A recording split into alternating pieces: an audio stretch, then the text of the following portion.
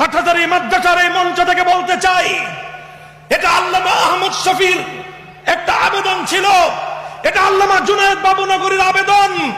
দেশের আগামী প্রজন্মের চরিত্র রক্ষা করার স্বার্থে, দেশের আগামী প্রজন্মের বিশ্বাস এবং চেতনাকে রক্ষা করবার স্বার্থে বিবর্তনবাদ নামক বাতিল মতবাদ বাংলাদেশের জাতীয় শিক্ষা ব্যবস্থায় চলতে পারে না, চলতে পারে না, চলতে পারে না। আল্লামা বাবুনগরীকে আক্রমণ করার অর্থ হলো আল্লামা আহমদ শফিকে আক্রমণ করা।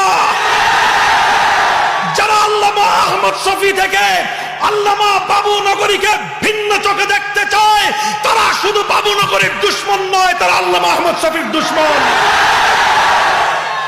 আজ প্রশ্ন করো, হেফাজতে ইসলাম কি?